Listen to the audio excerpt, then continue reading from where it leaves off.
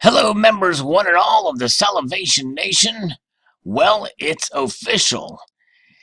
Here on the 12th of September 2017, the U.S. is now officially over the $20 trillion debt mark. And this particular article from MarketWatch has a little graph that just shows about how we got here. And they say it's because of fighting wars, big tax cuts, and economic stimulus packages have all added to the debt burden. And of course, I think that I agree with most of that, except for the big tax cuts. I think that what comes with tax cuts is increasing in spending along with those big tax cuts. So nonetheless, it's a big deal here, and this graph kind of shows where it started. Or the Reagan tax bill. You know, that what's interesting and fascinating about this is Reagan made a deal with Democrats that, you know, if they would cut taxes, he would allow them to continue to spend money, do a deal with Tip O'Neill on social programs and the like. And of course, we had massive military spending during that period as well. We saw some increase here. And then we had the obviously the terror attacks, and then we had the Afghanistan war and the Iraq war. I mean, then we had the Great Recession. That's where the stimulus came in. Huge stimulus during the Great Recession. And so massive debt increase there. And quite interesting. Here we are now with Donald Trump's inauguration. And of course, we have the spending for the hurricanes, and the raising of the debt limit for 3 months. And we're going to have a big infrastructure package probably coming, and that's going to get bipartisan support, so there'll be more spending there. And now I know that Donald Trump wants to limit government, and he's doing as much as he can as president. And, you know, for instance, the First Lady's staff, I believe, is, I think, 4, whereas Michelle Obama was like 18 or something like that. So things like that. But, you know, the thing is, you can only do so much in the executive branch. Really, it comes down to all forms of government. Well, the ones that have to do with spending, the Congress has to get involved. And there needs to really be a lot of extraction and a lot of deep state cuts and spending and staff. The federal government bureaucracy is just huge, and it's massive.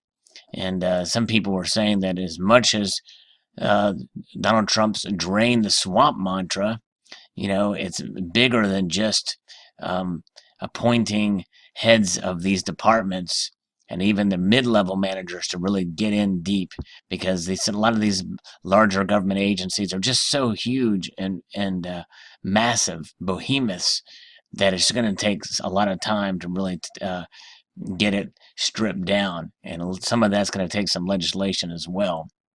But very interesting, and here we can see federal receipts during the Reagan era, and this article talking about how, you know, we'd see in a lot of receipts a percentage of gross domestic product here, and during the Reagan era. And so you can see here that it's gone down and then started to climb back up again. This next page, we see the legacy of the Bush tax cuts and beyond.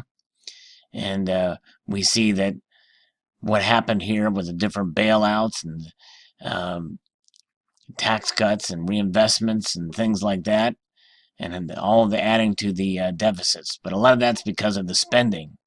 Because most of us know that when you cut taxes, you know, and that essentially broadens the tax base, you get more stimulus that way coming from Main Street instead of really Wall Street. When you cut taxes, especially on job-producing millionaires and also the middle class.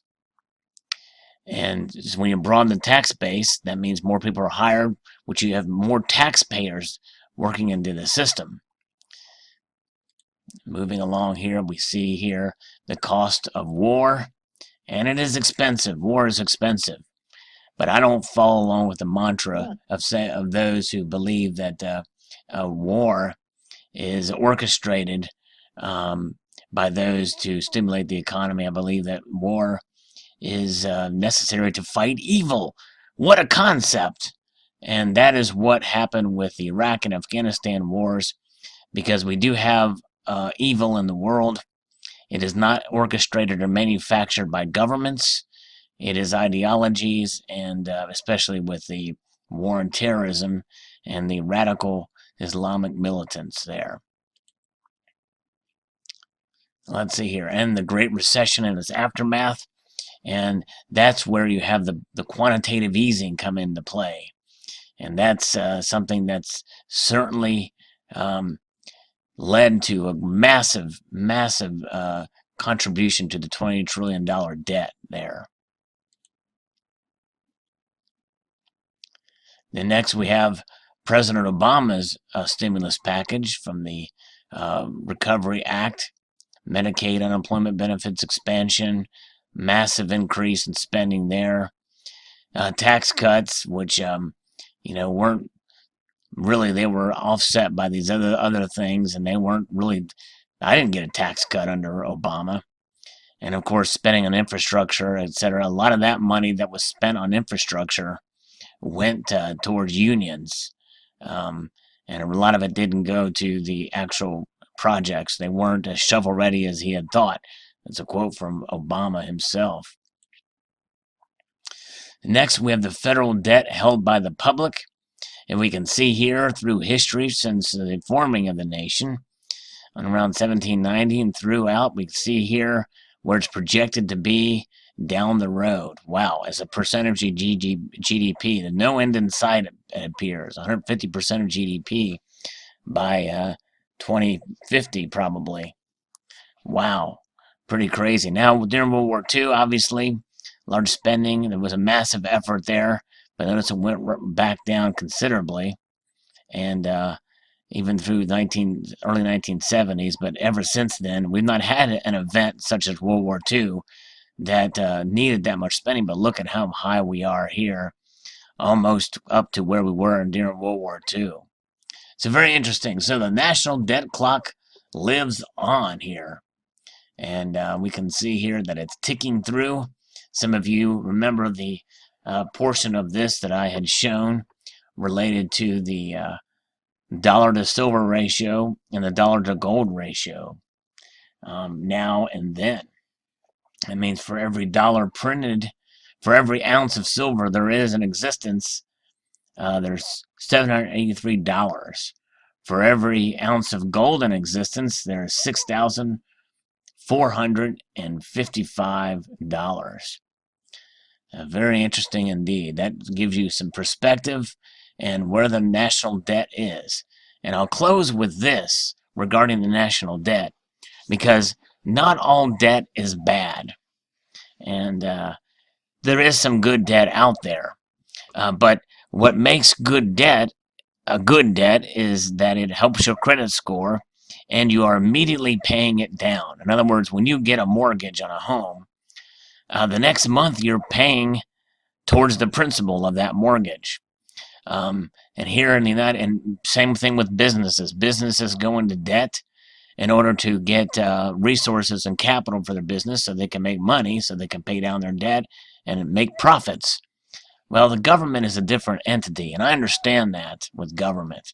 But nonetheless, we should be paying down. I don't care what kind of entity you have. We should be paying down that debt each year, not increasing it. We should not see these numbers go up. We should see them go down, at least to some level. And that's not happening.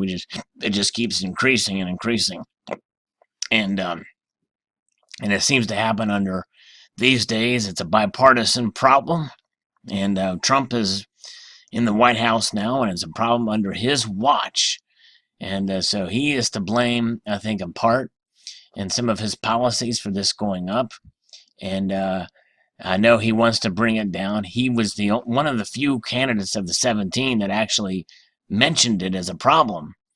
So I hope he will address it in time and bring it down. How does this relate to precious metals? Well, it just means that as I showed earlier with the dollar to silver ratio and the dollar to gold ratio, these dollars are watered down certificates of what they once were.